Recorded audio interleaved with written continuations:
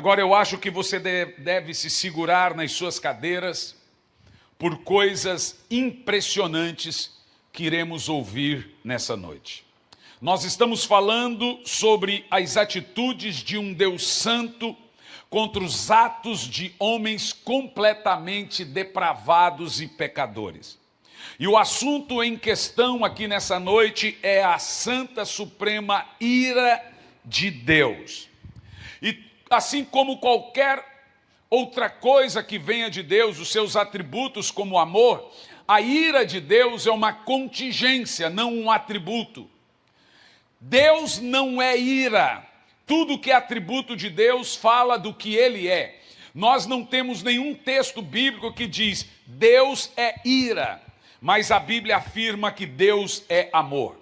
A Bíblia diz que Deus se ira, não que Ele é ira.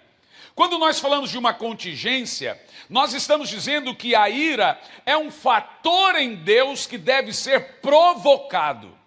Deus se ira por uma provocação de nossa parte. Deus não se ira sem uma provocação, porque não está nele a ira. Ela não nasce em Deus a ira. Nós precisamos provocar em Deus uma ira. Mas como nós vamos falar do assunto em questão, que é a ira de Deus, precisamos compreender que a ira de Deus, ela tem muitos aspectos. Vamos a eles. O primeiro aspecto da ira de Deus é a ira eterna. Essa ira eterna de Deus é chamado na Bíblia também de inferno.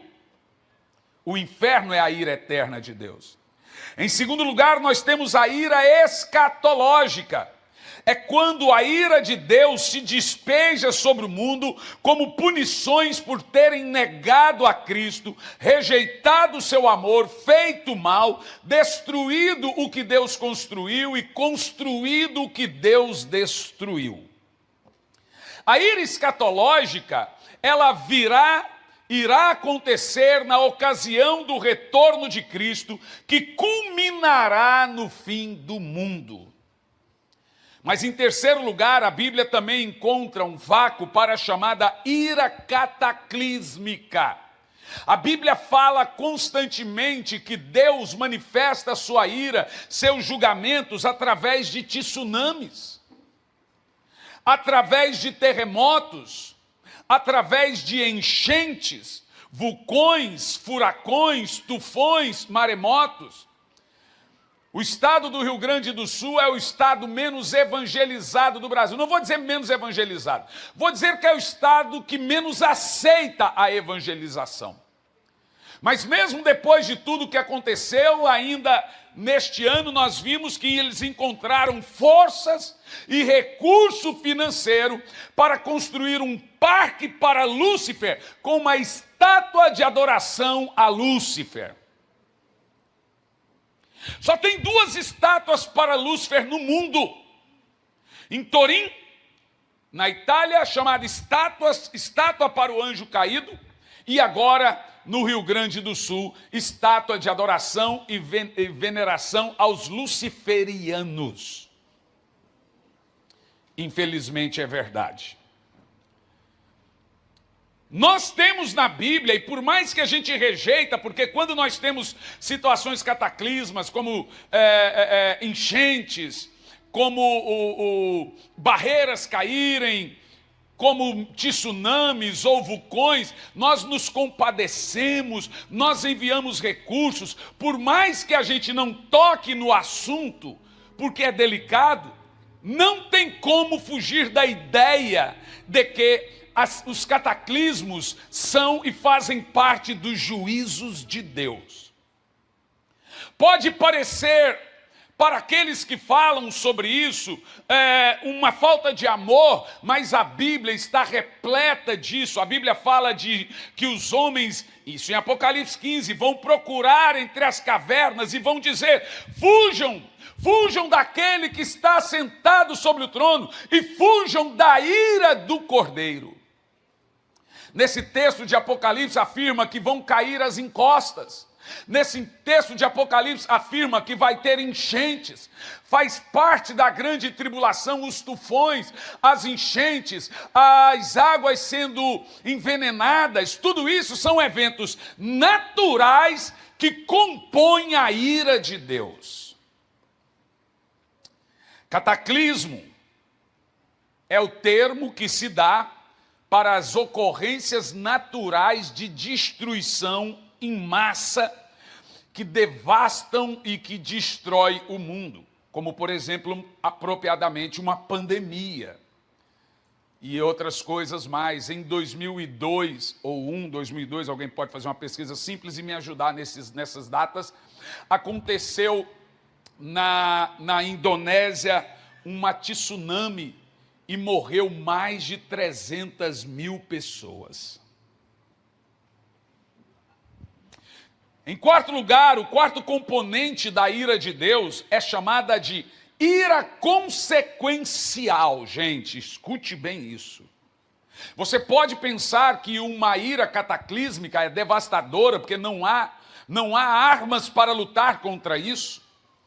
Você pode pensar que a ira apocalíptica ou escatológica é também terrível, mas a ira consequencial está entre os piores aspectos da ira de Deus. No texto que nós lemos em questão, tem a parte que você leu, que Deus os entrega às suas paixões infames para viverem como querem. Veja, o que o texto está dizendo é que faz parte da ira de Deus o colher por aquilo que você planta. A ira consequencial é a ira da semeadura e da colheita. É Deus agindo com revolta, com ira, por tudo aquilo que você plantou de ruim. Os irmãos devem se lembrar que nós começamos o texto de Romanos 1:18 dizendo: do céu se manifesta a ira de Deus. Pode não ser um assunto agradável, pode não ser um assunto que você pensa que vai alcançar o coração do pecador, porque tem gente que tem uma ideia pragmática de como se alcança pecador. Bom, os evangelistas do passado alcançavam pecadores pregando isso, pregando o arrependimento. O primeiro ato para você ganhar um pecador para Cristo é fazer ele entender que ele é pecador. E entenda, Deus não vai se manifestar com ira por pessoas que pecaram. Deus vai se manifestar com ira por quem está em pecado. E se você perguntar para mim se eu me alegro de Deus se irar com quem está em pecado, mas é claro que não. Nós estamos vivendo hoje uma verdadeira pandemia de pecado moral dentro da igreja, de cantor, de pregador, de tudo que é tipo de gente que está à frente no microfone, e eles saem de uma cidade e vai para outra, naquela cidade onde conhecem seus pecados, vai para outra onde não conhecem, e voltam a cantar e destilar e pregar. Minha esposa e eu, algum tempo atrás, talvez 2, 3 anos atrás, fomos em uma de nossas comunidades e tivemos que excluir o pastor daquela comunidade porque ele havia traído a sua esposa e havia abandonado a sua casa, mas não queria deixar a igreja. E eu fui lá, eu mesmo contei para a igreja o que ele fez. E como ele não aceitou a disciplina e a correção, ele foi excluído, como a Bíblia manda. Um dos motivos porque a igreja hoje está vivendo essa pandemia de pecado é porque sumiu da igreja 2 coisas. Uma delas, as disciplinas. A Bíblia manda você disciplinar o crente que peca. E ela tem 2 regras para ela disciplinar o crente que peca. Primeiro, se o irmão pecou, chama ele. E 2 ou 3 testemunhas, corrige ele. Se ele aceitar a correção, você ganhou o seu irmão. Jesus falou isso. Não precisa mais ninguém saber. Pronto, o irmão aceitou, não precisa jogar ele para todo mundo saber. Mas se ele não aceitar, você deve chamar as testemunhas e corrigir ele na frente das testemunhas. É claro, se ele não aceitou a primeira, vai aceitar a segunda. Se ele não aceitar a correção e abandonar o seu pecado na segunda questão, você deve chamar ele diante de toda a igreja. E a Bíblia diz corrigi-lo. Por quê? Porque a igreja vai saber do pecado e vai pensar que o pastor está passando pano. E aí você acaba com a igreja. Se a igreja priorizar não lidar com as questões de pecado, ela morre moralmente, morre na boca do povo. Então a disciplina foi feita para proteger a igreja. Para ninguém pensar que a igreja esconde pecado das pessoas. Aí você fala, nossa, expôs as pessoas, o camarada está expondo a mulher, abandonou a família, humilhou o filho, humilhou todo mundo, e você acha que ele está preocupado em não ser exposto? Irmão, entenda uma coisa que eu aprendi quando eu prego sobre arrependimento e disciplina. Deus não vai admitir que um pecador seja bajulado. E se você optar na sua igreja por bajular um pecador, ela vai acabar. Falta de dinheiro não acaba com a igreja. Perseguição não acaba com a igreja. Camarada sai daqui, divide mentindo, leva um punhado, não acaba com a igreja. Mas pecado acaba com a igreja. Então pecado é pecado, ele precisa ser tratado como pecado, e o pecador precisa ser tratado como um pecador, disciplinando na esperança. Deus faz isso na esperança que haja o quê? Arrependimento. Se você não tratá-lo dessa forma, não tem esperança para arrependimento. Agora, quando é um pastor, um pregador, um presbítero, um líder de púlpito, um líder de louvor, por exemplo, o que a Bíblia manda fazer? Ela manda você pular todas as fases da disciplina e ir direto ao confronto público. Paulo diz, quanto aos servos de Deus, aos presbíteros, os pregadores, etc., chame-os diante de toda a igreja e os corrija para que a igreja tema. Aí eu pergunto, nós lemos a Bíblia, mas não praticamos. Por causa da falta de disciplina e da pregação de arrependimento, todo mundo agora está feliz da vida, se sentindo seguros para pecar coisas morais envergonhantes dentro da igreja. Eles estão seguros de si. Sabe o que esse cantor fez? Pregador fez? Saiu da igreja, se mudou para outra cidade. Passado muito tempo, eu estou pregando numa igreja muito grande aí numa cidade. De repente, me apresentam quem? Cantando na noite que eu estou pregando. Pastor, te apresentar aqui o cantor tal. Eu dei aquela olhada. Pensei, bom, essa igreja não é minha. Então, eu não dou conta dessa igreja. Eu vou dar conta da minha. Mas o pastor que trouxe, ele vai dar conta. Já conheço o pastor. Pastor, aqui também está a esposa dele. Aí foi mais forte do que eu. Eu falei na cara dele, na cara do pastor, eu falei assim, ela não é esposa dele. Ele olhou para mim, o pastor, como que não é? Não, não é. Mas o senhor sabe, porque eu conheço ele, e a esposa dele, e o filho dele, a esposa e o filho que ficaram lá em São Paulo antes dele vir para cá. O pastor entrou em pânico, uma igreja com milhares e milhares de membros. O que eu faço agora, pastor? O problema é seu, pastor. Você devia saber quem você traz na sua igreja.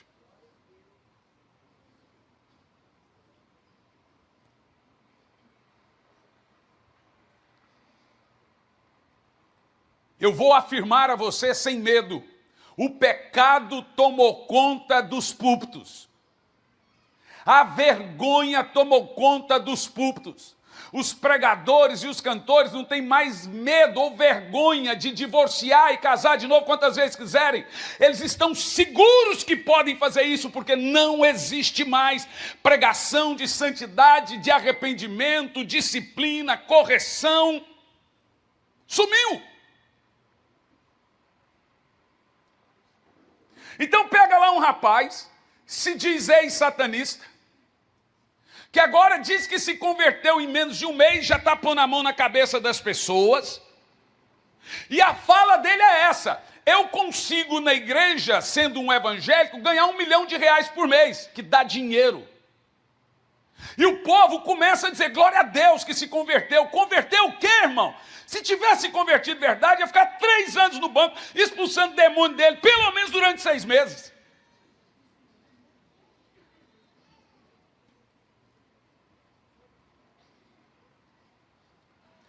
Nós precisamos vir e voltar a pregar coisas basilares como santidade de Deus, como piedade, como arrependimento. Sabe, eu digo lá na igreja que eu sou pastor, eu não vou deixar você pecar em paz. Eu vou fazer da sua vida um inferno até você se arrepender. E se você não gosta, pode ir para outro lugar, mas eu não vou deixar você pecar em paz. O meu papel é esse. Porque o que eu estou pregando aqui, irmãos, antes de você se enveredar num caminho de pecado, antes de você abandonar seu casamento, antes de você ficar com essas conversas sem vergonha no WhatsApp, antes de você ficar apaixonado até 3, 4 da manhã na internet, antes de você fazer conta fake nos sites de relacionamento, você precisa saber que Deus está olhando. Você consegue apagar o histórico da internet, mas consegue se ver livre dos olhos de Deus? E não tem uma pessoa que vai escapar da colheita. Uma hora ou outra vai acontecer alguma coisa. Uma hora ou outra vem uma doença. Você está desprotegido espiritualmente. Uma hora ou outra acaba, desmorona o seu mundo.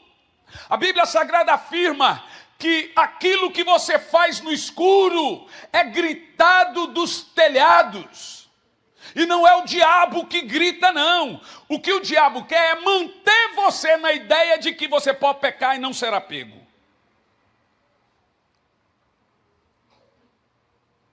Eu costumo dizer que todo adúltero tem uma sentença de morte nas suas costas.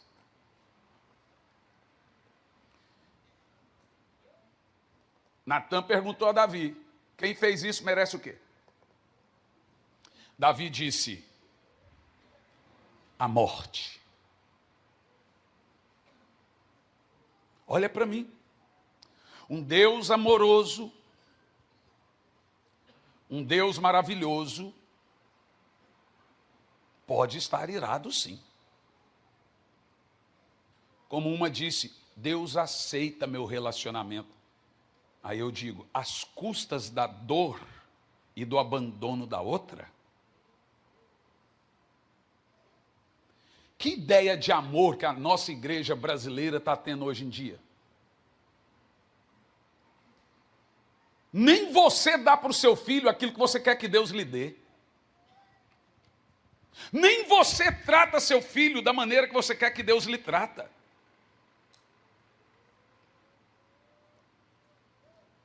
Que ideia é essa de evangelho que nós estamos tendo hoje? Que o camarada arrumou outra mulher e agora ele não tem só ex-mulher, ele tem também ex-filho. Que ele abandona também seus filhos.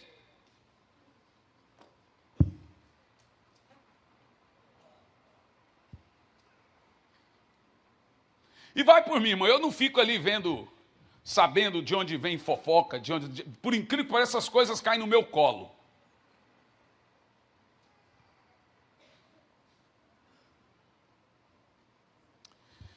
A ira consequencial é a mais terrível da Bíblia. É Deus agindo com ira por tudo aquilo que eu insistentemente venho plantando. É você viver certo estilo de vida que traz um julgamento de Deus em tempo presente por aquilo mesmo que você plantou. E a quinta ira é assustadora na Bíblia. É a chamada ira do abandono. É dessa que nós vamos falar aqui hoje. Ira do abandono é quando Deus vira as costas para um homem. ele pode orar até sangrar, em vez de sair saliva. Deus não vai ouvir. É quando Deus vira as costas. É quando Deus vira as costas para uma sociedade. É quando Deus vira as costas para uma geração inteira. É quando Deus vira as costas para uma nação. É quando Deus vira as costas para uma pessoa. Eu vou te dar 2 exemplos aqui hoje, poderosos, desse quinto aspecto da ira de Deus. O primeiro é a vida de Sansão. Ele é um enorme exemplo dessa ira. De acordo com Juízes 16, no verso 18 ao 21, nós lemos assim: Sansão insistiu no pecado. Sansão era orgulhoso. Sansão era arrogante. Sansão confiava na sua força. Sansão pecava, pedia perdão e o poder voltava. Pecava, pedia perdão e a força voltava. E isso, em vez de trazer em Sansão uma humilhação, dizendo, poxa, Deus me deu mais uma chance, ele se encorajava para pecar mais. Na cabeça de Sansão é o seguinte: Deus não está me julgando pelas coisas que eu faço. Então, Sansão sai no meio da noite, vai para a cidade de Gaza, se encontra ali com uma prostituta, coloca uma máscara, um óculos escuro, um bigode, e chega em Gaza. Ele fica até a metade da noite com a prostituta, e a Bíblia diz que depois dele se relacionar com a prostituta, ele tem nojo da prostituta, porque é isso que o pecado faz. Ele tem nojo da prostituta, e de repente ele tenta fugir. Mas quando ele tenta fugir, os portões de Gaza estão fechados e todos os soldados já haviam descoberto que Sansão lá estava. O que ele faz? Ele entra em desespero, sai correndo para os portões de Gaza e os soldados acoam ele ali nos portões. Aqueles portões, gente, de 7, 8, 12 metros, argamassa, ferro, uma coisa super protegida. Sansão se encosta no portão e a Bíblia diz que ele faz uma oração: Senhor, me perdoa mais essa vez.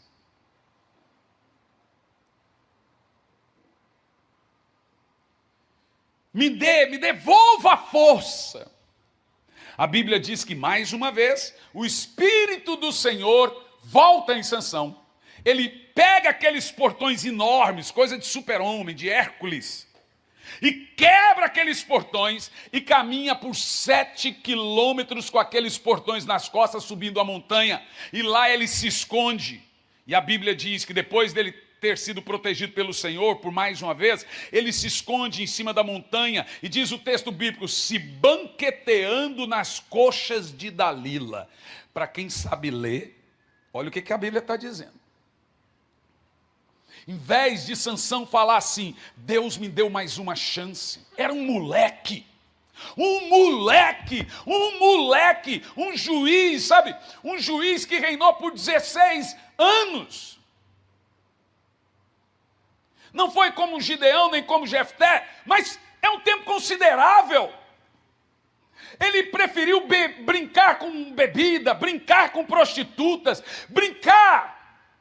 Irmão, deixa eu te falar uma coisa, a unção de Deus na mão de um moleque mata o moleque. Eu vejo esse espírito de Sansão, gente com força, gente com talento, gente com uma boa oratória, gente que canta bem, gente que compõe, e aí como eles têm sucesso junto à mídia, eles pensam que isso é Deus aceitando o seu estilo de vida. Porque quem dá impunidade não é Deus, é o povo que se esquece. Sansão confiava em sua própria força.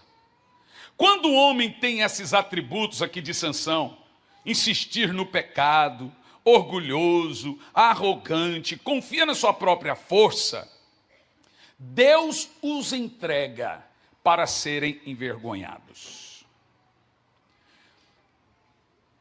Está praticamente, agora Deus agindo, Deus faz 3 coisas para lidar com homens com essa característica. Primeira, perde a moral. Nada é pior para um homem do que ele perder sua moral. A primeira coisa que nos mostra que Deus está começando a tratar com a pessoa e ela não vê isso, é quando ele começa a perder o seu bom nome. É quando ele começa a perder a moral. E todo mundo tem um nome. Tem uns que tem muito, a nação toda conhece ele, outros tem menos, mas todo mundo tem um nome. Irmão, você manda, pelo menos no seu cachorro você manda.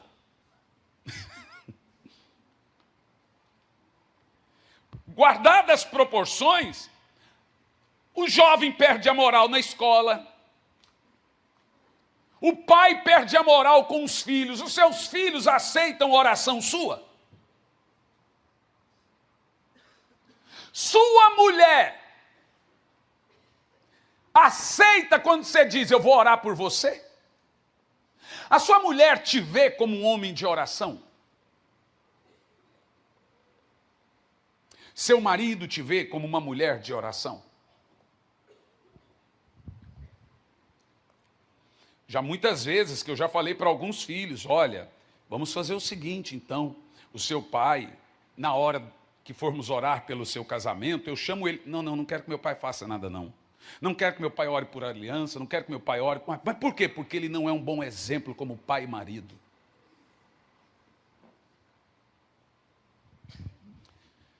Então, começa perdendo a moral, começa a perder o seu capital, o seu bom nome. As pessoas já começam não dando tanto crédito para o que ele fala. Isso já é sintoma que Deus está agindo. A ideia de Deus é balançar o pecador para que haja arrependimento, não é destruir o pecador. É tirar o pecador do sombrio mundo das trevas que ele entrou. Segundo lugar, obviamente, quando a pessoa perde a moral, ela perde a reputação. Você sabe o que é reputação? Gente, não confunda caráter com reputação. Reputação é o que os homens dirão de mim no meu funeral. Caráter é o que Deus dirá de mim no juízo final. Reputação é o que os homens dizem, caráter é o que Deus vê. Você deve estar pensando que usando o computador de madrugada para usar pornografia, ninguém está te ouvindo ou te vendo. Eu quero te dizer que o Espírito Santo está ali vendo, está triste. E ele olha assim, ele fala, não acredito nisso. O diabo está vendo, os anjos estão vendo. A Bíblia diz que tudo que a gente faz, nós temos uma multidão de testemunhas, chamado anjos. Perde a reputação, aquilo que as pessoas pensam sobre você. Em terceiro, perde a confiança das pessoas. Foi isso que Sansão perdeu perante a nação, gente. Ninguém mais acreditava em Sansão. Deus entrega aos homens, com essas características mencionadas aqui, usando Sansão como modelo, há 3 coisas. Primeiro, eles caem. Quando o homem é arrogante ao extremo, você vai lembrar agora, e eu tenho feito um mapeamento já de algum tempo, e veja, é um período muito triste para nós, moralmente falando, desde os Estados Unidos, está acontecendo na América, está acontecendo no Brasil, eu estou muito triste. Pregadores que eu amava, pastores de igreja que eu amava, que vêm a público agora, são pegos em droga, e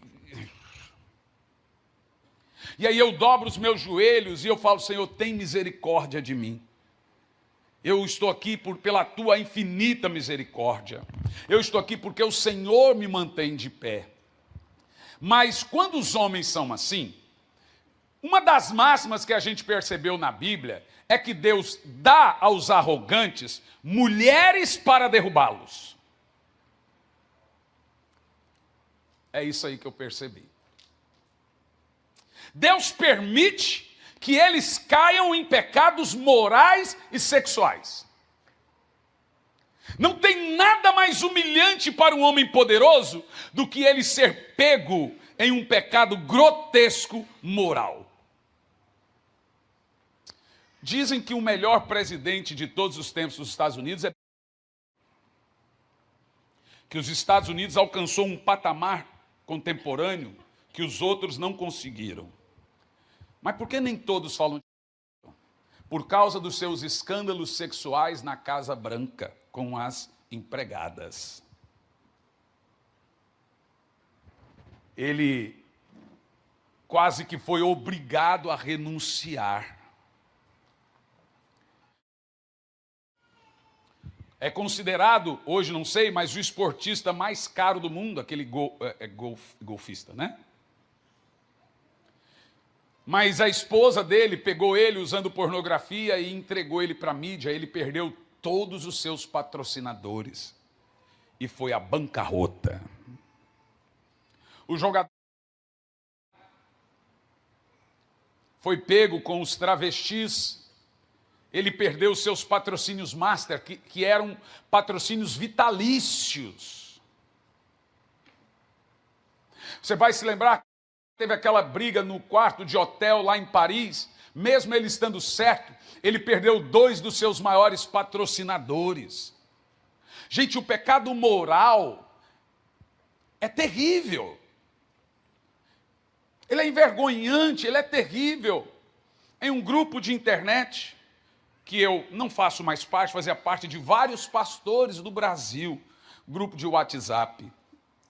De repente, um dia, 00:30, um pastor lá desse grupo joga dentro do grupo uma foto dele pelado. Eu acho que ele estava conversando com alguém. Não, acho não, foi isso. Conversando com alguém, jogou lá sem querer. Quando ele percebeu que estava no grupo de pastores e pastoras, ele completamente pelado, ele tenta tirar, já não consegue mais. Ele entra em pânico, em desespero e se mata.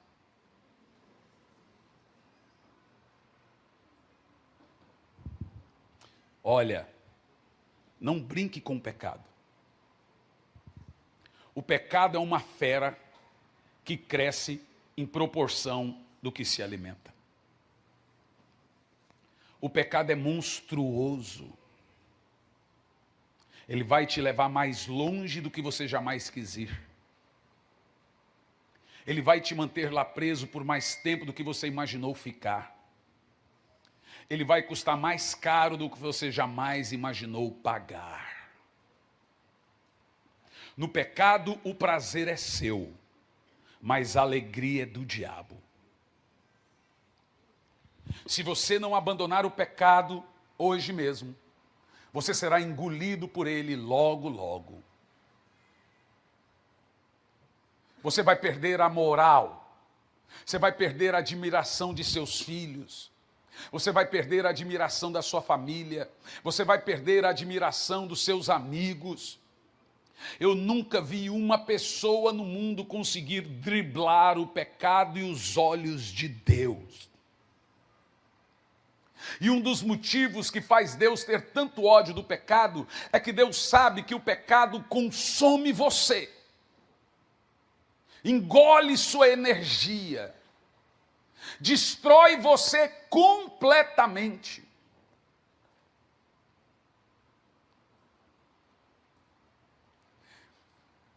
Então esses homens são entrelaçados a mulheres dominantes e sensuais, e eles não conseguem se livrar do pecado sensual.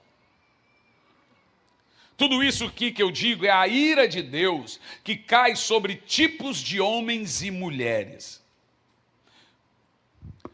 Sobre Sansão, o texto diz que ele se banqueteou no colo de Dalila, e Dalila estava à espreita, querendo entregar ele para os filisteus. E lá em cima, com muitos dias, conhecendo Dalila, brincando com Dalila, lá em cima, chega uma hora que ela consegue tirar dele aquilo que ele não poderia dar a ela, que era o que Deus deu a ele. Tirou dele o que mantinha a força. O que mantinha a Sansão? A força da Sansão não era o cabelo, era a obediência. E o texto diz assim, que Sansão acordou, Dalila gritou, os filisteus chegaram. Ele se levantou e tentou enfrentar os filisteus. Diz o texto, sem saber que suas tranças foram cortadas. Deixe-me te falar uma coisa, não dá para perceber quando a pessoa está cega no mundo do pecado, não dá para perceber quando ela está perdendo tudo. Poucas pessoas percebem que estão na lama como porcos, igual o filho pródigo. Elas são orgulhosas para isso, elas são arrogantes para isso. Sansão não percebeu que o Espírito do Senhor o havia deixado. Tem crente aí, tem igreja aí que se o Espírito Santo foi embora, eles nem vão perceber.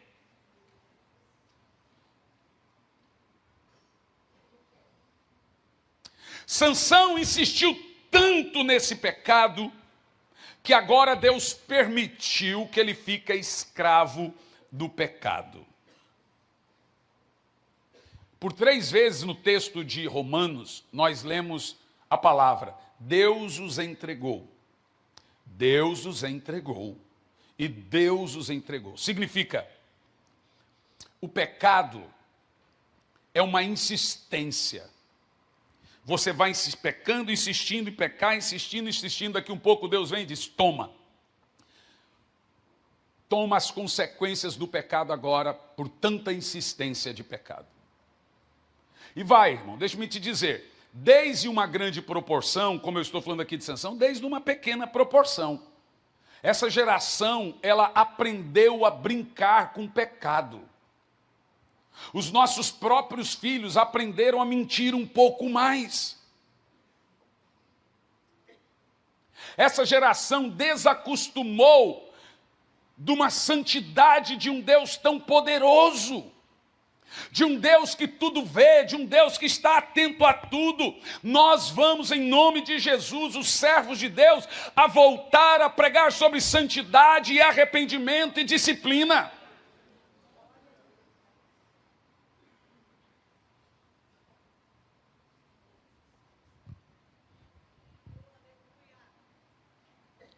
Ele não consegue se livrar de Dalila. Sansão não consegue se livrar por 16 anos do pecado sexual.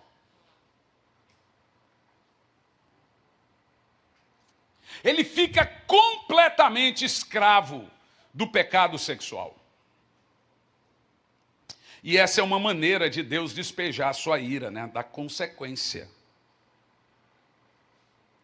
Essa aqui, gente, é uma mistura da ira consequencial de Deus e da ira do abandono. Ou seja, Deus não livrou Sansão. Deus permitiu que ele sofresse e ficasse cego. Virou escravo, de juiz a palhaço.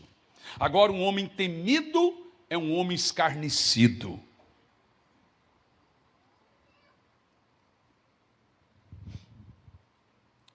Eu também consigo me lembrar aqui de Davi. E eu vou tomar muito cuidado em falar de Davi. De Sansão eu falei pesado, mas uma vez eu estava pregando sobre Davi e fui muito duro. Eu fui orar. E o Espírito Santo me diz, nunca mais fala assim de Davi. De Sansão não falou nada. Mas a história de Davi também nos leva a uma reflexão poderosa, né? Pense bem. Quando você insiste na prática do pecado, Deus vai tirar de você 3 coisas. E a ideia de Deus tirar as 3 coisas é fazer com que você se arrependa. Primeira coisa que Deus vai tirar de você quando você insiste na prática do pecado. Primeiro, Deus vai tirar de você o que você mais ama. A Bíblia diz que Davi insistiu na prática do pecado e a primeira coisa que Deus tirou dele foi o quê? O filho. Deus diz, porque você derramou o sangue de Urias, eu vou tirar o seu filho. O filho dele com Betseba, recém-nascido. Ele deitou no chão e ficou 7 dias em jejum, sem comer e beber. E Deus falou, não adianta jejuar, a criança morreu. Aí alguém me pergunta, mas o que a criança tem a ver com o pecado de Davi? Irmão, você tá tendo uma visão meio estranha do que é juízo de Deus. Isaías 57, primeiro diz, perece o justo, e não há quem considere em seu coração, que Deus tira as pessoas boas antes de recair. Se você olhar para os filhos de Davi como terminou, foi um livramento Deus levar o bebê. Foi ou não foi? Foi só lástima os filhos de Davi. Primeira coisa que Deus vai tirar de insistentes em pecados: jovens que estão dormindo, fazendo sexo com o namorado. Tem gente que vem na igreja com camisinha dentro da bolsa. Jovens viciados em pornografia e em masturbação. Irmãos crentes que também pegam o hábito de falar xingamentos, palavrões, ofensivos. Palavrão é pornografia falada. Quem te disse que Deus mudou? Que no passado era pecado dormir com a namorada, agora já não é? Quem te disse que lá no passado algumas coisas eram pecado, agora nem tanto mais? Deus vai tirar de você o que você mais ama, meu irmão. Ele vai tirar carro, ele vai tirar casa, ele vai tirar o bom emprego, ele vai tirar dinheiro, ele vai tirar tudo na esperança que você se arrependa. Deus não quer te destruir, Ele quer que você seja salvo.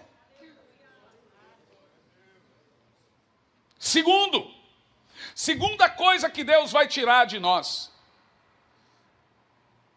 Presta atenção. Ele vai te expor. Segunda coisa que ele vai fazer. Ele vai te expor a uma vergonha pública. Escuta, vamos lembrar de Davi. Primeira coisa, Deus tirou Davi, seu filho. A segunda coisa que Deus fez com Davi, envergonhou Davi publicamente. Seu conselheiro Aitofel, avô de Betseba, e junto com seus outros seguidores, começam a gritar e jogar pedra no pórtico de Davi. Por quê? A nação até então batia palma para Davi. Por quê? Veja, seu soldado Urias morre, ele vai lá e casa com a mulher de Urias e pega o filho de Urias com Betseba para cuidar. Na lei de Moisés, quando o irmão morre, o mais velho vai lá e toma sua esposa para cuidar dos filhos. O que o povo da nação entendeu? Olha como o rei é fantástico. Urias nem era irmão dele. E ele foi lá e assumiu a mulher dele com o filho. Davi aceitou essa narrativa. Essa foi a narrativa que Davi criou dentro da cidade. Que ele era um bom moço, que tinha assumido a mulher de Urias com o filho de Urias. Requintes de crueldade. Vou falar só até aqui, que eu não posso ultrapassar o limite, né? Deus tem ciúme de seus servos arrependidos.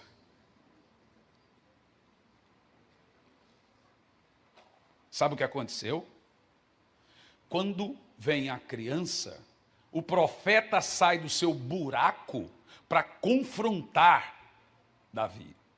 E o profeta Natan conta uma anedotazinha para Davi e diz: olha, que esse homem que roubou a única cabrinha do fazendeiro merece? Davi diz: traga-me ele aqui, que ele merece morrer. Natan, gente, assumiu um risco de morte.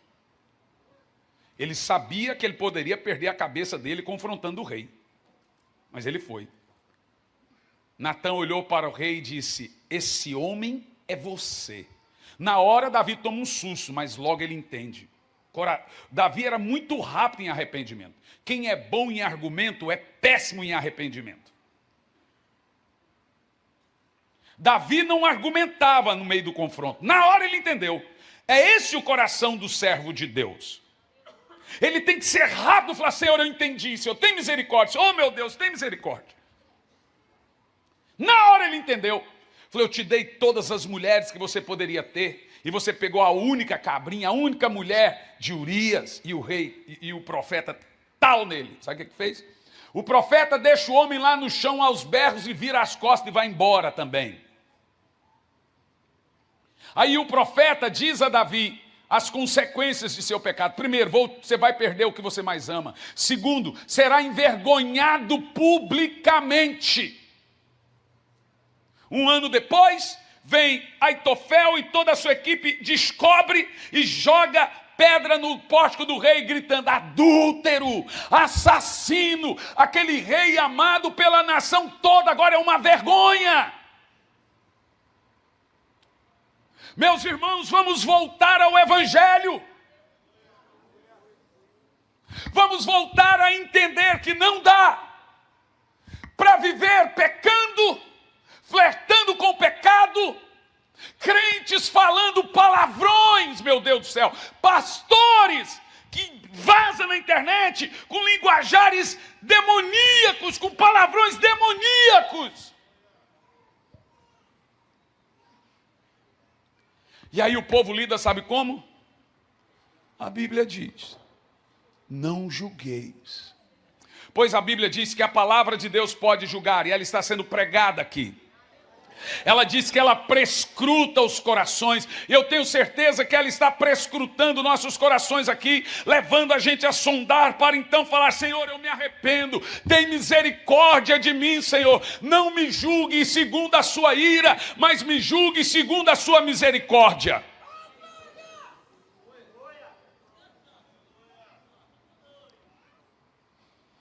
Eu nunca vi um servo de Deus na Bíblia, um coração quebrantado e arrependido, que não tem encontrado a misericórdia do Senhor.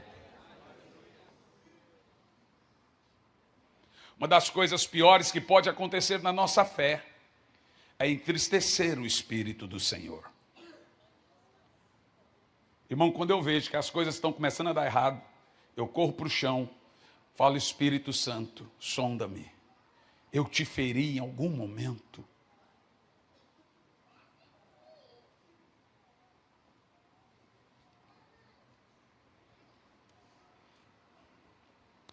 Em terceiro lugar, como Deus lidou com Davi. A primeira, tirou dele o que ele mais amava. A segunda, o envergonhou publicamente. Por que Deus fez isso? Para Davi entender que arrependimento é necessário. E a terceira coisa que Deus fez com Davi: permitiu que uma terrível maldição se instalasse em sua casa. Misericórdia. Talvez essa de todas seja a pior. Davi viu diante de seus olhos, um após outro, um filho após outro, morrendo pela mão do outro. Ele viu filha sendo estuprada, ele viu o filho matando o outro matando o outro, e o seu primo matando o filho. Ele perde todos os seus filhos, restando somente Salomão, que ele tem que chegar em Salomão, filho com Betseba, e dizer: quando eu morrer, mate Joabe e Aminon.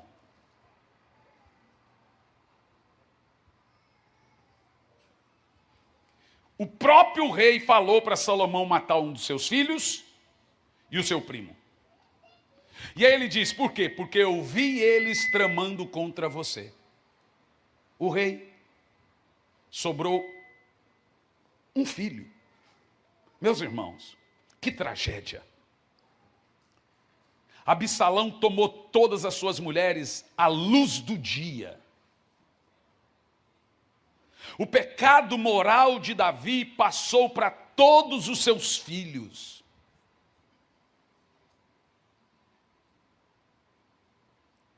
Davi teve uma correção tão severa, mas tão severa, que a Bíblia diz que depois de velho, as virgens deitavam com ele, ele nem olhava para elas, ele ficou traumatizado.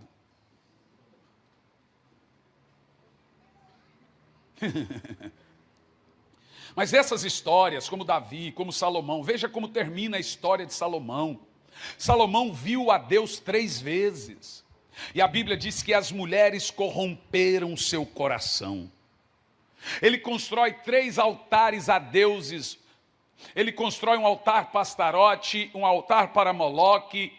Ele constrói um altar para Baal. O altar para Astarote, o templo de Astarote, era maior do que o templo do Senhor.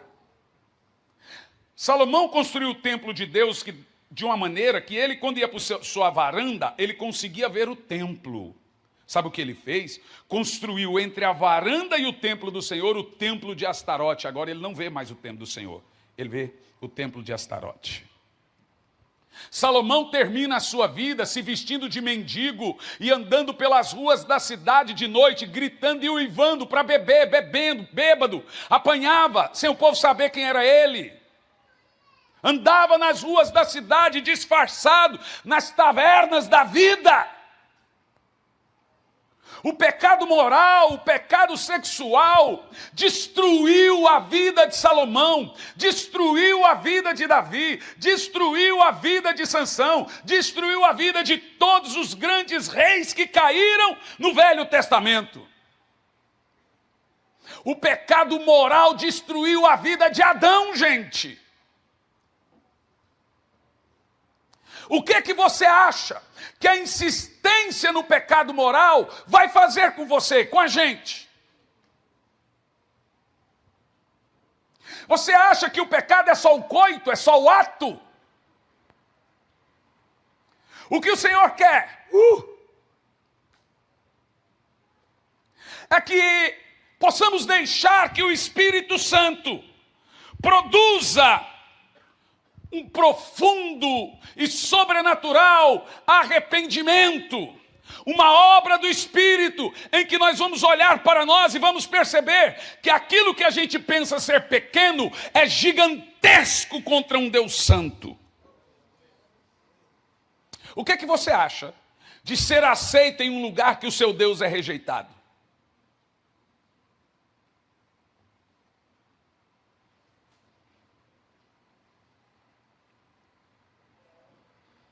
Eu sinto aqui um temor muito grande. Olha o que a Bíblia diz sobre a ira do abandono. Quando Deus abandona uma pessoa? Quando tudo que ele fez não surtiu nenhum efeito. Olha o que diz. Juízes 10, o Senhor diz assim: vocês me abandonaram e adoraram outros deuses, por isso eu não os livrarei mais. É disso que eu estou falando. Deus está dizendo, eu perdi a paciência. Provérbios 1:24 ao 31 diz assim, vocês, porém, rejeitaram o meu convite. Ninguém se importou quando eu estendi a mão. Visto que desprezaram totalmente o meu conselho e não quiseram aceitar a minha repreensão, eu, de minha parte, vou rir de sua desgraça. Zombarei quando o que temem vier sobre vocês, quando aquilo que temem abater sobre vocês como tempestades, desgraças, atingir como um vendaval, uma angústia e uma dor, os dominarem, visto que desprezaram o conhecimento e recusaram o temor do Senhor, não quiseram aceitar meus conselhos e confrontos, e fizeram pouco caso de minhas advertências, comerão fruto de sua própria conduta e se fartarão de suas próprias maquinações.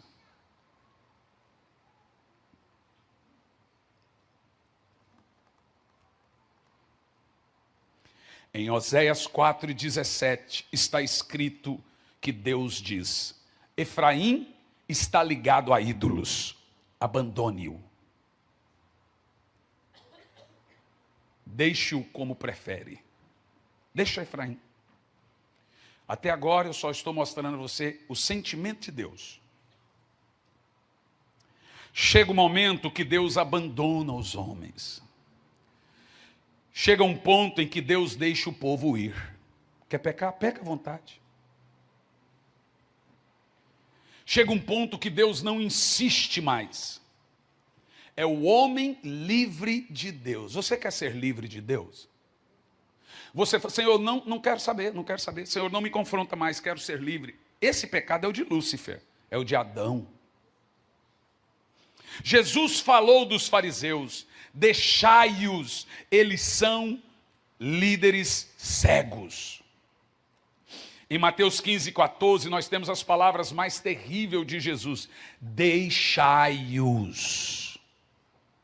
Deixai-os. Eles são líderes cegos. Preciosos irmãos, podemos chegar a um momento na nossa vida que seremos abandonados por Deus. Isso é sério. Isso é sério. Pode chegar o dia que a oportunidade para a salvação se vai. Pode chegar o dia que a graça acaba. Pode chegar o dia que a porta estreita fecha. Porque a porta hoje é estreita, mas está aberta. E deixe-me te falar, para pessoas que podem falar que essa é uma mensagem dura. De todas as religiões do mundo, só uma tem a palavra graça. E só uma dá a opção do confronto, o arrependimento e o perdão. No budismo não tem essa oportunidade. No seichonoísmo não tem essa oportunidade. Na Sharia muçulmana, você pode falar, me arrependo. Veja, lá no Velho Testamento, não tinha esse negócio de se arrepender e ser perdoado. De jeito nenhum. Se arrependia, ainda assim era apedrejado. Lembra? Se arrepende, mas mesmo assim é apedrejado.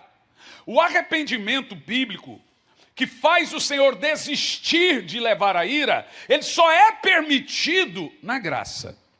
A graça significa favor imerecido. O que é arrependimento? Por que o arrependimento é a única doutrina bíblica que se faz necessário para mudar esse estilo de vida?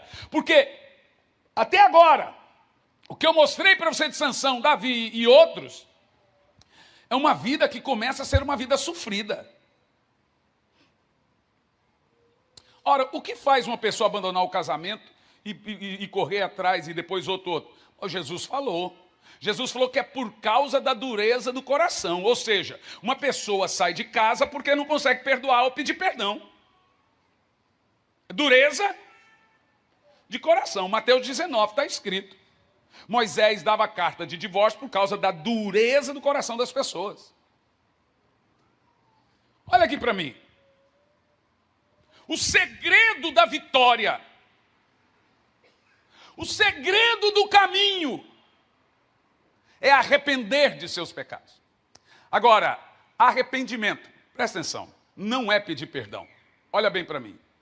Você não é perdoado quando você pede perdão. Presta atenção. Pedir perdão não traz perdão. O que é isso, pastor? Eu quero ler essa Bíblia também. Vou repetir. Nós não temos um texto na Bíblia que manda você pedir perdão de pecados para ser perdoado. Pedir perdão não traz perdão. Arrependimento traz perdão. E pedir perdão para o passo de pedir perdão para um arrependimento é totalmente diferente. Vou te explicar. Presta atenção. A Bíblia diz que aquele que confessa e deixa, que encontra a misericórdia de Deus. Ou seja, tem muita gente pedindo perdão por pecados que vão continuar cometendo os mesmos. Então olha para mim. Qual é o valor num pedido de perdão que não será abandonado? Pecado. Pensa. Aquela oração que você faz de manhã, quando acorda, os que fazem. Senhor, abençoa meu dia, perdoa meus pecados. À noite, vou dormir, 5, 10 minutos. Senhor, perdoa meus pecados. Ela não tem valor algum perante Deus. E eu vou te explicar por quê. Porque não existe pecado subjetivo. Tem duas pessoas que conhecem o seu pecado. Uma é o Espírito Santo, a outra é você. Então, pecado tem nome.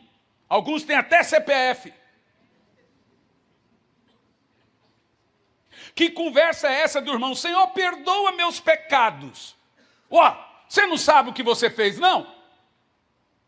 Você quer ver? Vou te dar uma dica bíblica. Você sabia que quando você insiste na prática do pecado, e pede perdão por pecado, e não se arrepende do pecado que você pediu perdão, ao invés de você ser perdoado, você aumenta a ira de Deus sobre você. Romanos capítulo 2, no versículo 4, você quer ver? Romanos 2, no versículo 4, quem está comigo aí? Porventura desprezas a imensa riqueza da sua bondade, tolerância e paciência. Olha que coisa poderosa. Não percebendo que é a própria misericórdia de Deus que te conduz ao arrependimento. Irmão, deixa-me te explicar uma coisa bíblica aqui. Sempre sob o lugar que repousa a glória de Deus, Ele vai trazer arrependimento. Ele vai produzir arrependimento. Na história da Bíblia é o seguinte: sempre quando Deus estava com sua misericórdia sobre alguém, ele trazia arrependimento. Quando Deus abandona, não consegue arrepender mais. Lembra de Faraó? A Bíblia diz que Faraó, toda vez que se arrependia, Deus endurecia o coração dele para ele não se arrepender. Por quê? Porque Deus não queria só tirar o povo de Israel, ele queria vingar. A prova que Deus está com cada um de vocês aqui é que Ele está falando nos nossos corações sobre arrependimento, sobre a vida do pregador, sobre a vida do coral, sobre a vida de cada um, falando agora: Senhor, sonda os nossos corações, vê se há em mim algum caminho mau e me guia por veredas justas. Essa é a prova que Deus está sobre você. O texto aqui diz que o arrependimento, o ato de você ser conduzido ao arrependimento, é um ato da misericórdia de Deus. Então não vem com esse papinho dizendo que arrependimento é coisa do Velho Testamento, que esse tipo de mensagem dura, que Deus tem que pregar, é o amor de Deus. Engraçado isso, né? Jesus mandou pregar arrependimento. João pregou arrependa-se. Jesus pregou arrependa-se. Pedro pregou arrependa-se. Paulo pregou arrependa-se. Os apóstolos pregaram arrependa-se. A igreja moderna, não julgueis. Interessante. Interessante. Toda a Bíblia é arrependa-se.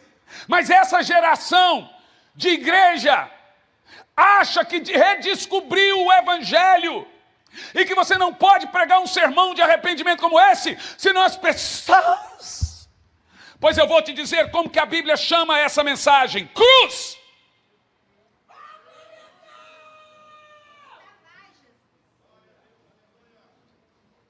A cruz, ela tem esse efeito.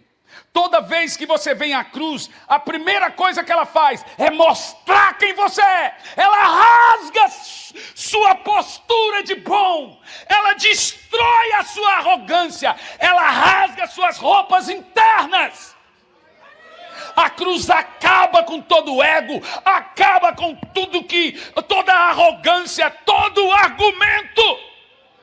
Se a cruz envergonhou os demônios, o que faz de nós?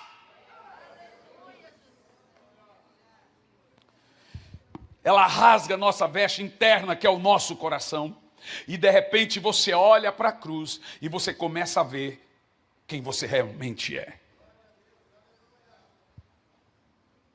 A mensagem da cruz, ela vai lhe pressionando, até surgir o grito de arrependimento. Mas o verso 5 nos traz uma... Entretanto, por causa da tua teimosia e do teu coração insensível, que não te arrepende. Olha o que eu disse. Deus acumula ira sobre ti para o dia do juízo. Eu acho que você está vendo que eu não estou lendo Levítico, Deuteronômio, Êxodo, ou qualquer livro que você possa dizer que é lei. Eu estou no livro que tem toda a doutrina da graça. E o texto aqui, ele fala abertamente sobre a graça. É o texto em que, no verso 4, que ele nos conduz, a misericórdia, graça, nos conduz ao arrependimento. Eu oro.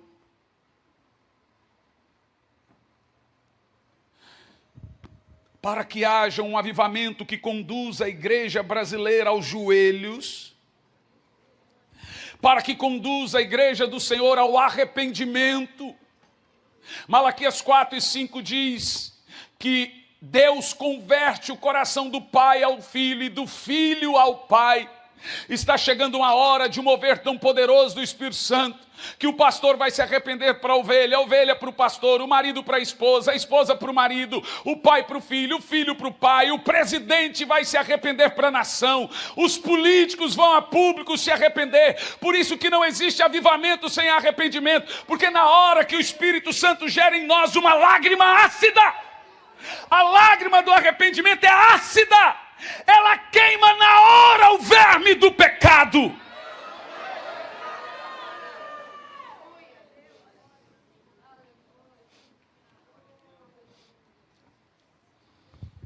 Em 1722, nos Estados Unidos surgiu um despertar chamado o primeiro grande despertamento espiritual. Um jovem pregador chamado Jonathan Edwards gastou 3 semanas orando e jejuando e preparando um sermão chamado Pecadores nas Mãos de um Deus Irado. O problema é que esse jovem pregador era gago, então ele teve que escrever o sermão todo para que então ele pudesse ler. Ele era muito inseguro por causa da gagueira, então ele orou e jejuou, clamando pela misericórdia de Deus. No dia da sua primeira pregação, haviam mais de 1000 pessoas. Ele, com uma mão, ficou a lâmpada, com a outra mão ficou o sermão. Ele leu o sermão inteiro por volta de 18 minutos. E ele leu o sermão e em lágrimas.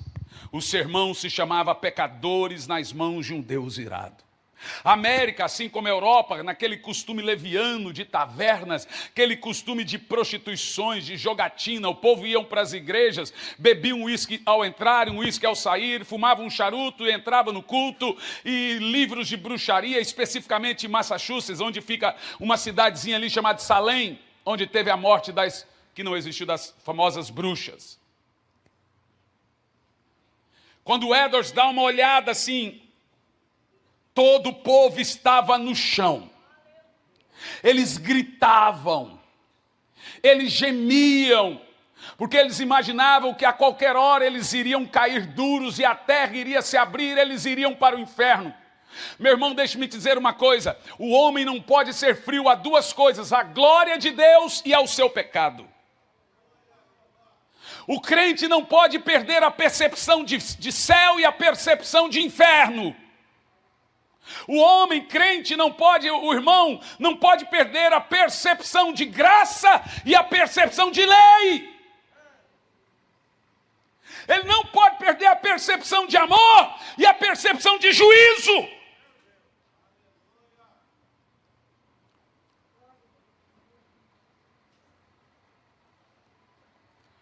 Mas eu encontro a graça de Deus nesse lugar.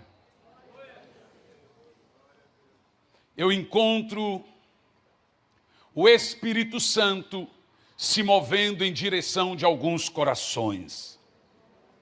E como ele pretende fazer isso? Primeiro, humilhai-vos perante o Senhor e ele vos exaltará. Assim como o orgulho faz Deus mesmo se voltar contra o homem, lá no livro do Êxodo diz que o povo foram rebeldes e orgulhosos e o próprio Espírito Santo lutou contra eles. Da mesma forma, a humildade, se humilhar, traz de volta a misericórdia de Deus sobre sua vida. Aquilo que estava dando errado, volta a dar certo. Porque a partir do momento que tem um arrependimento genuíno e verdadeiro,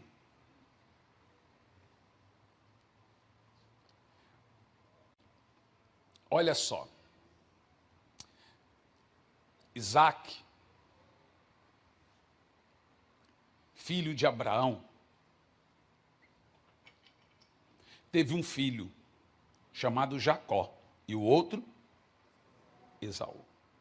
Esaú passou a sua vida inteira correndo atrás de Jacó. Para fazer o quê? Matar. E Jacó passou a vida inteira fazendo o quê? Fugindo, com medo de seu irmão.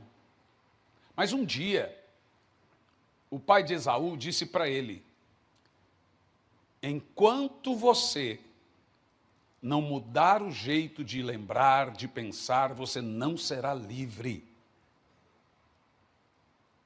Porque Esaú ficava noite e dia só falando do Jacó. Jacó, Jacó, Jacó, Jacó, Jacó, Jacó, Jacó, Jacó. Mas a misericórdia de Deus alcançou tanto Esaú quanto Jacó. Quando se encontraram, em vez de um se estapear, o amor de irmão foi mais forte. Porque Esaú se arrependeu. Edom. Esaú era ruim, era mau, líder das terras de Edom, os edonitas, maus. Jacó, considerado trapaceiro, sei que, a Bíblia diz que ele era bonzinho. Tão bonzinho a ponto de saber que o sogro estava roubando. E deixa roubar. Não tem problema não. Tem mais filho aí para eu casar? Tem não?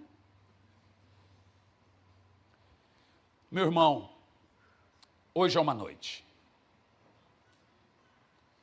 Uma noite para alguns, para você não pensar, escute, o que vão pensar de mim? Irmão, que bobeira. Aquele que tudo vê já sabe o que pensa. Você talvez escondeu de todo mundo e só não escondeu de Deus. Pois ele, o Deus, era o único que não deveria saber o que você faz. E talvez é o único que sabe. Abandone seus pecados, arrependa-se dos seus pecados. Se você é um cristão, crente, sabe, um dia um rapaz foi lá se arrependendo. Foi: meu filho, se eu confiava em você, eu confio muito mais agora. Pessoas arrependidas são de confiança. Pessoas que pedem perdão, que se arrependem, são de confiança. Quem não é de confiança? Aquele que pousa e faz as coisas nas escondidas. O arrependimento, ele é público. Porque ele quer nos dar a oportunidade de recomeçar a nossa vida. Eu gostaria que todos ficassem em pé.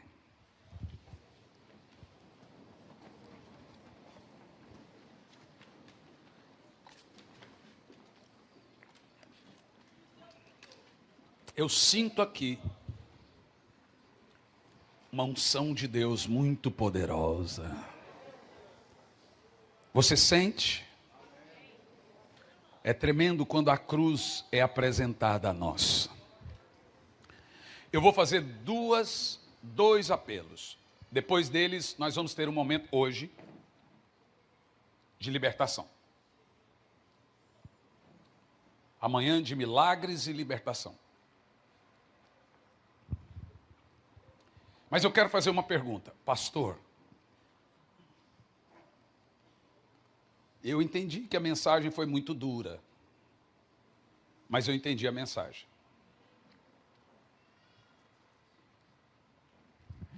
Eu quero esse Jesus na minha vida. Eu fui trazido aqui hoje para entregar a minha alma e minha vida a Jesus. Eu quero ser perdoado dos meus pecados. Eu quero abandonar essa vida pregressa que eu tenho. Eu quero que Jesus entre na minha casa.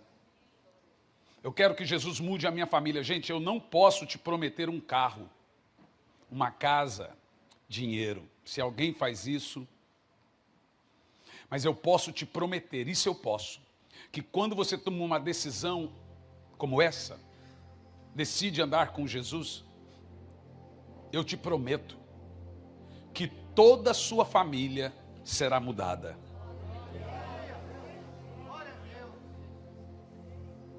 Eu prometo a você que quando você vier a Jesus, Ele vai mudar completamente sua família. E muda. Então eu vou pedir que onde você estiver, você vai levantar a mão que eu vou orar por você. E Jesus vai mudar a sua casa. Levanta a mão que eu quero orar por você, onde você está. Não abaixa as mãos, fica com as duas mãos levantadas. Bem alto.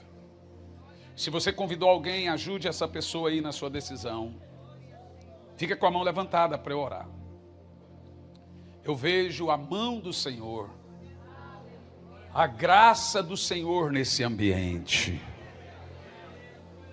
Eu vou pedir que todos que levantaram as mãos, todos aí, onde estão, eu quero orar por você aqui. Vem aqui para eu orar por você. Pode vir. Pode vir, filha. Venha. Você que levantou as mãos, eu quero orar por você aqui. Pode vir. Aqui à frente você vai fazer comigo essa oração. Senhor Jesus. Põe a mão no coração e repita: Senhor Jesus, eu reconheço que sou pecador. eu peço perdão pelos meus pecados. Tem misericórdia de mim, Jesus. Eu me arrependo. Senhor Jesus, eu lhe convido a entrar no meu coração, a fazer morada na minha vida. A partir de hoje, eu sou uma nova criatura em Cristo Jesus. As coisas velhas se passaram e tudo se fez novo.